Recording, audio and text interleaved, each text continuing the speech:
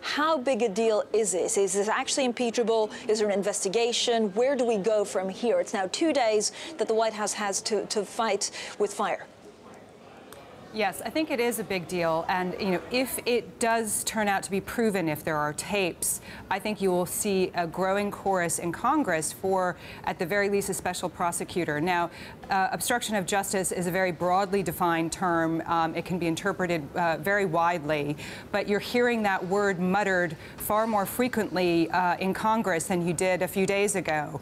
And the problem is the White House has denied that this happened, but they have undermined their own credibility time and time again, particularly over the past few weeks, where White House press officers have issued statements. Sean Spicer, the spokesman, has made statements about what happened, only to be undermined and contradicted by the president himself.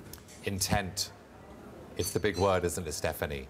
What was the intent? If this comment was made at all, what was the intent behind it? And the whole thing could hinge on that, couldn't it? Exactly. And that is what the whole FBI investigation into Russia's meddling in the election and the possible collusion of Trump officials hinges on as well. Intent. That's what FBI investigations always try to prove. Now, can they show, if this indeed is true, that Trump intended, because of his concern about the Russia investigation, intended to get rid of Comey because he refused to drop the investigation? That creates a basis for them to pursue, those charges. So I think it is a big deal. Stephanie, how will the Republican Party react to this? So yesterday, Kemp really spoke to Mitch McConnell. This was before the memo, or before we found out about the memo. And at the time, he said, look, President Trump just needs to focus on work instead of talking too much about everything else. Is there an idea that Republicans will go hard on their president?